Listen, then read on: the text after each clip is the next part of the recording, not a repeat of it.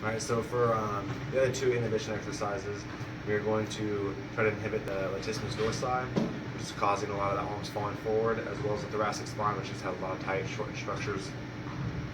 And we're trying to inhibit as well. So you're going to grab a foam roller, you're going to take a sideline position. You're going to kind of put that foam roller like a bottom of your armpit. And kind of lean back to put pressure into it. And then from here, it's going to roll just a little bit below that armpit area up to the attachment point with the lat. You'll find that it's stiffness most likely. Just try to keep that arm relaxed if you can. You should hold that position for 30 seconds. If you need to, you can use this arm to kind of control the pressure, lift yourself up. Or if you can, fully relax into it, you should really get that release. So you hold that one for 30 seconds, then we're going to inhibit the thoracic spine. So for that, what you're going to do is you're going to hold on your back on the foam roller, and you're going to start in your mid back, and you're going to be mid to upper back. So you're going to cross your arms over your shoulders, really open up those shoulder blades. And from here, lift your butt up, and roll. And you're going to roll in between the shoulder blades, the thoracic spine area, looking for a trigger point. Anyone right here, right between the middle of my shoulder blades, and between the scap blades, you can hold that for 30 seconds.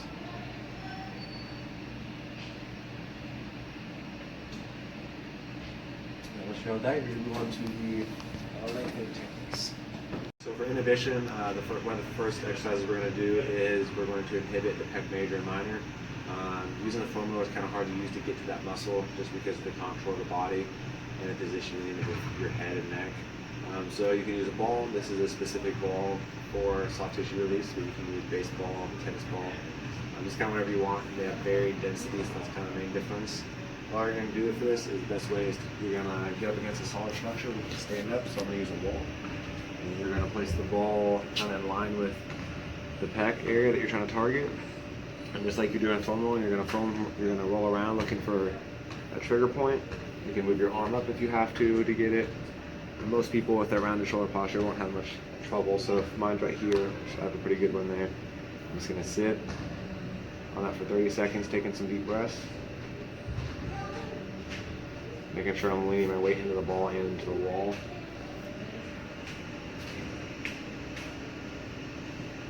And to increase intensity throughout the weeks, if you want, you can use a smaller ball to localize, so you can go down to a softball after this and then like a baseball. So just hold that for 30 seconds, then we continue on with the other inhibition exercises. So for our lengthening techniques, the first thing we're going to try to lengthen is that latissimus dorsi that we just inhibited with the foam roller. So for here we're going to use a physio ball, and you're going to place your arm on top of the ball. And you're going to use this ball just to kind of roll and get that arm really up in the flexion. So from here you're going to try to push your chest to the ground, and you really push that stretch that lat out down here, pushing it up to the humerus and shoulder as much flexion as possible. Once you get to a part you're feeling a good stretch on that lat, you just hold it for 30 seconds. Use that ball to roll further down into it.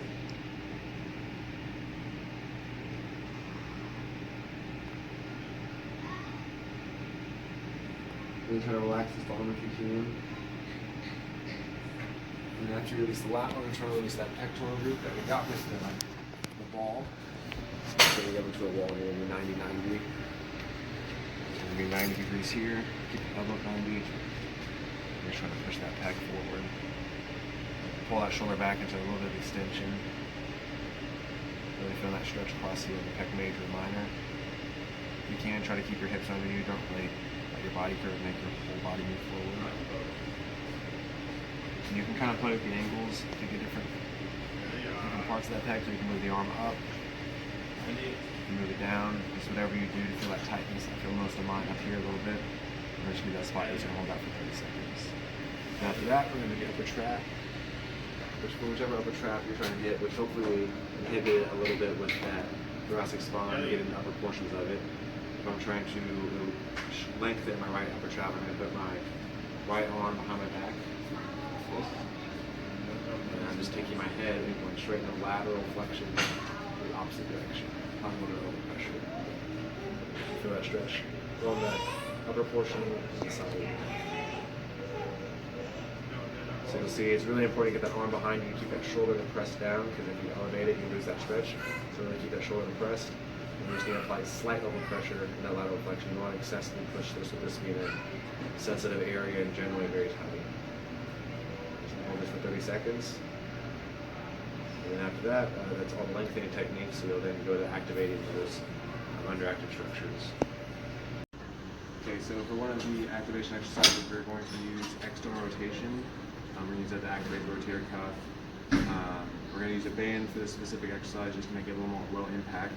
So take whatever band, you're going to tie it to a stable structure, about waist height roughly. And then you're going to grab a little tension in it. You're going to rest your arm at 90 degrees. You're going to keep the elbow locked. And then the movement's only coming at the shoulder. So from here, you're just going to move an external rotation. Shoulder control shot. So it's 1, 2, hold for 2. And 4 on the way back. If you have something, you can put it in here too to keep that against your side, so you can use your other hand or a towel.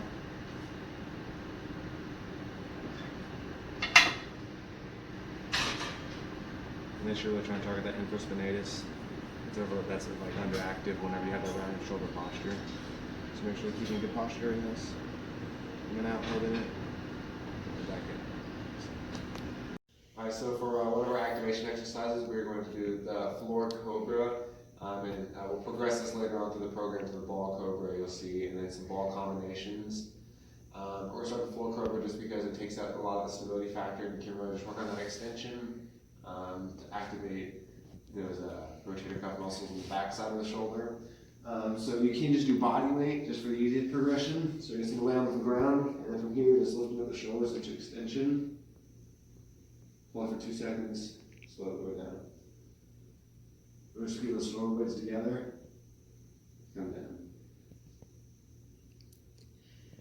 You can progress this with the dumbbells to increase resistance.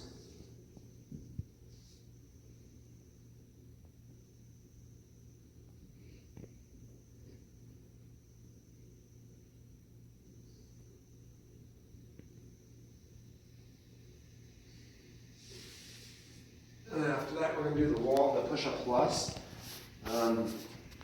For this first week, we're going to start with it on a wall just to take some stability out of it and just make it a little bit easier. So you're kind of taking out some of the gravity portion that you're going to have in regular push-up position. So for the push-up plus, you're going to get a push-up position on the wall. You're going to put your feet slightly out so you're kind of leaning into the wall. And then you're going to come down into the wall, squeeze the shoulder blades together. And the plus is instead of coming here, you're really pushing out. You're protracting the shoulders, whatever kind of serratus anterior.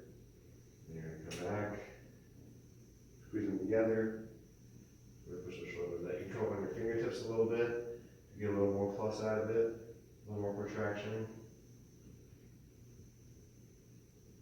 Hold that for 2 seconds. 4 seconds, slow it down. 2 seconds up.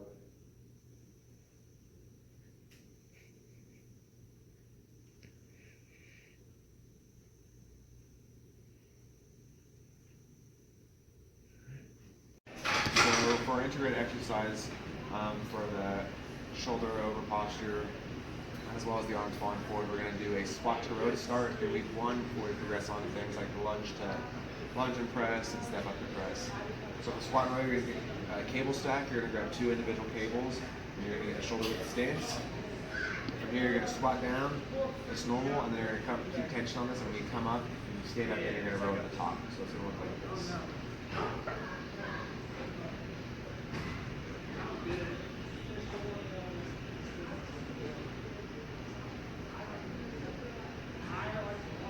So make sure they're keeping those knees tracking over the toes, getting good depth on the squat, as well as staying fairly upright.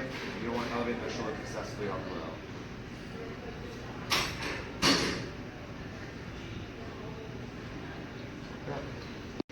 So for another one of our integration exercises, we're going to do the ball squat to press. It's just the lowest stability requirement because it allows them to incorporate your full body along with the upper body, raise this ball to help reduce stability, and we're still keeping them on 2 legs to start before you press things like lunges, step ups, things of those nature. So you're going to get a physio ball, exercise ball, put it up against the wall, and your mid back to upper back. And your feet roughly shoulder width apart, straight under you. And then you're going grab a weight that's semi-challenging, not too hard. I'm using kettlebells, you can use dumbbells, and just anything you can use as resistance in this portion. So we will squat down, come up, press, good.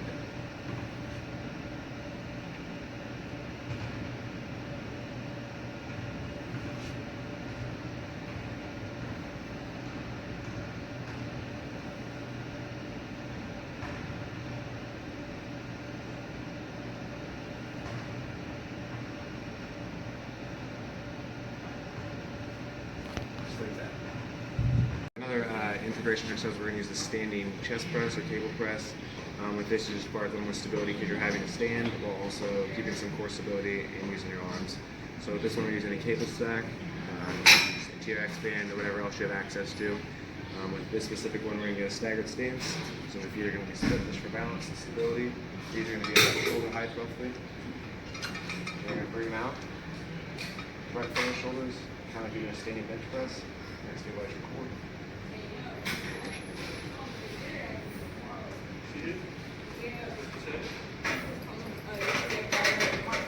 Try to make sure the arms are coming up a lot.